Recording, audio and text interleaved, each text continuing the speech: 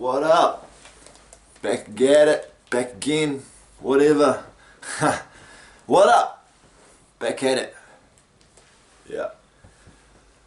Right now I want to give a big shout out to my main man Nigel Toxic and Brian Wafer for releasing Toxic Avengers Full Moon of a Mushroom Town on vinyl. That man there is a man called Colin Long, legendary New Plymouth punk rocker. Here's the boys on the back. Yeah. Boot, Colin, Goon, Richard, and Brett. Toxic Avengers. Beautiful album. Comes toxicity green. Slime just out of the toxic river where you come from. Because the walls have eyes.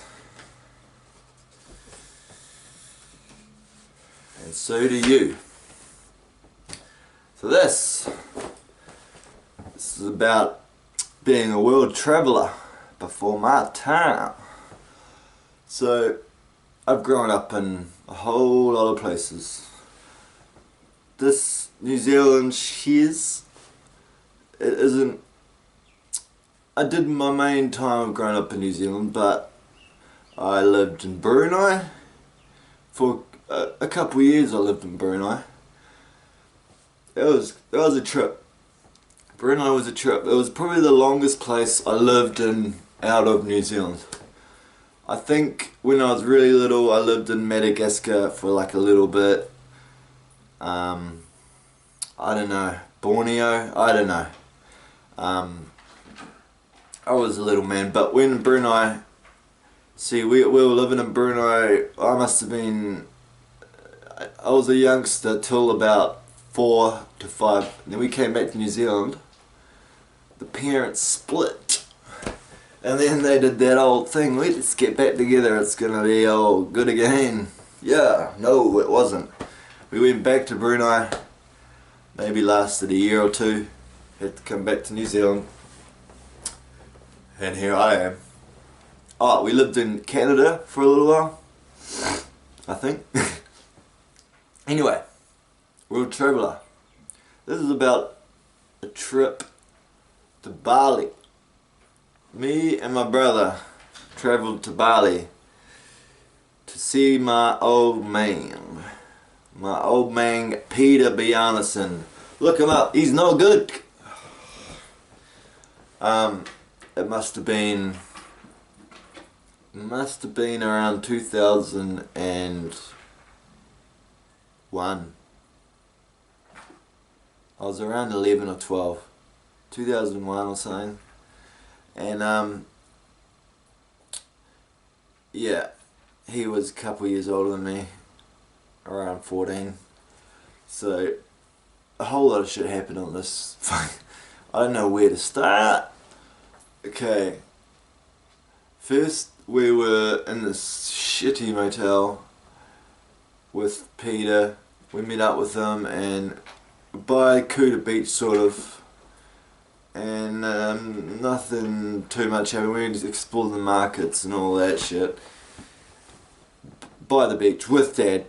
And then another day, we ended up moving hotels, that's right, to another hotel that was like adjacent to Kuta Beach. It was a bit better, but this was around Christmas time, and it was just shitty weather. It was the wrong time to go to Bali. You know, the waves weren't that good. It was raining, it was like typhoon season or some shit. New Year's rolled around on that trip. That was, woo! By then my father had dipped. See, we were staying in this hotel, right? The second hotel. One day we decided to go exploring into the city. Me, Peter, Christian. For some reason, I think my dad's wife at the time was there for just a little bit. But I don't know, that seems weird. I can't put my finger on that. But anyway, Peter decides, you two can make your way back to the hotel. I'm gonna go do something else. I'm gonna go look for drugs, is really what it was, or prostitutes or whatever. That's his main game. And so we went looking for a bodyboard store.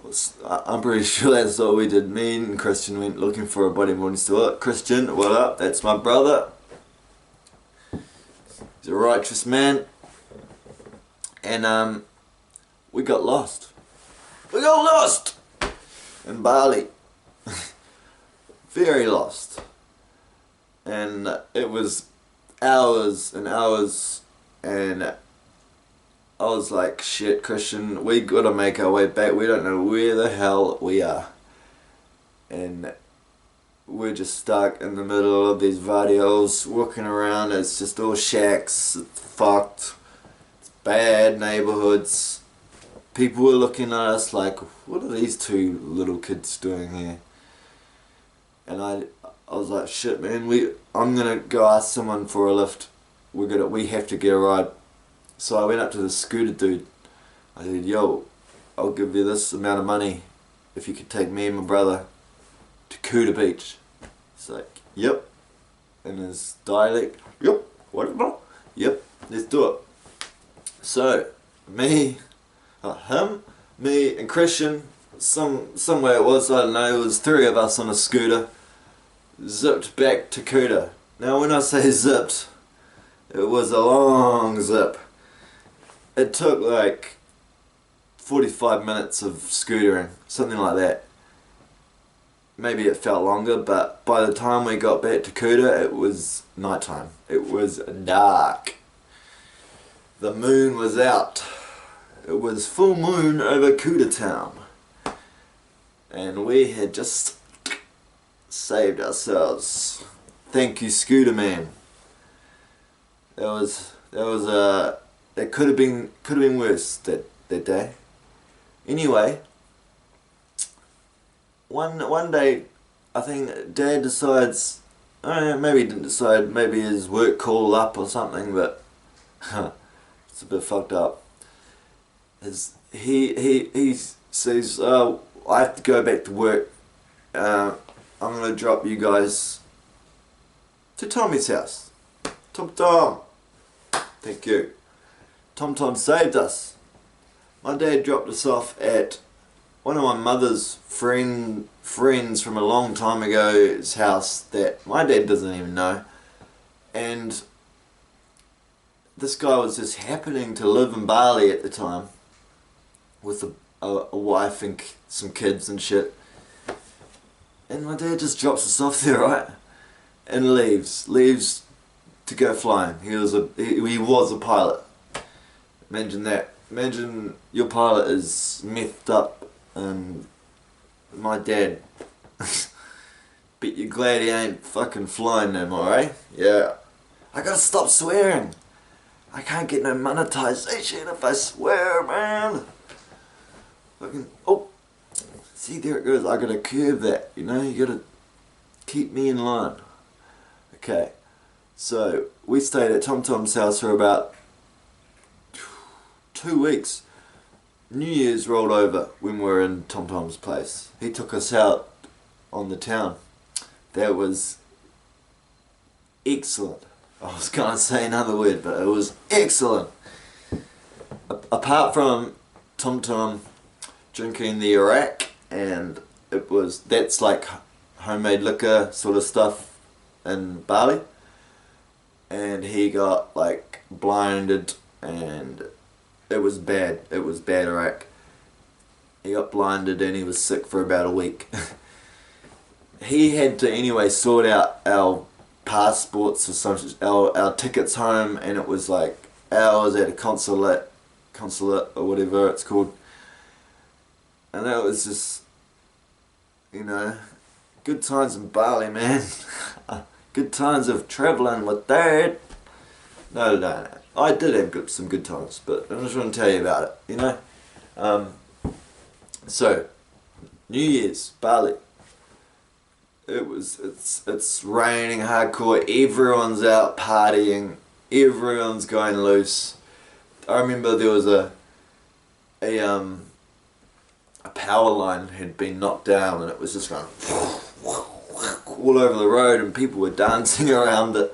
This thing was like sparking on the road. It's crazy. Everyone drunk, pissed. It was excellent. But except for Tom Tom getting poisoned with the Iraq. Sorry, Tom Tom. That was your bad. He had like one drink and then he was in the gutter, like blind. It was really bad.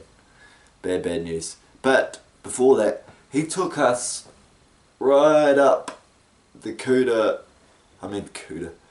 right up the Bali coastline to see all the classic surf breaks and to see some of his friends that like lived up the coast, and it was that was what really was cool, you know, actually have a vacation like that. Because when it was me, my dad and my brother, that all he was wanting to do is get some prostitutes, get loaded, and do nothing, you know. We want to see we wanted to see Bali. So that's what Tom Tom did. We went to Ulu's, I think it's Ulu's, the one with huge cliff. It didn't have a guardrail. I've seen pictures now where there's a guardrail on the cliff. Didn't have a guardrail back then. And my brother was standing there, right, looking at the surf. It looks like fucking tiny, but when you actually paddle out, it's like 6 foot, like over 3 times overhead, but like it looks tiny when up on the cliff. So he's up there looking, and I come up behind him and I go and went to push him, and I don't know, man, it was a real dumb thing to do. Like, how scary would that be? If you've seen the drop, but sorry if I'm wrong, but I think it's Ulu's. That is the big drop. That is the big cliff. If I'm wrong, you tell me. But yeah, we went to a couple other places, went fishing. Well, ate the fish that some other fishermen went fishing with. And it was a lot better than just staying on Kuta Beach, doing nothing with good old Peter, you know. So, in a way, thanks for fucking off, Dad. Thanks for off, Dad. Thank you for pissing off. Because we had a better time with Tom Tom. It's probably just a short one, isn't it? It's probably just a short one. I've just been down to get my morning meds that I'll be off soon, hopefully. Yep. Anyway, I think I'm gonna wrap it up. Peace. 1 love, 2 love, 3 love, 4 love, whatever you want, love. I've got it, love, for you.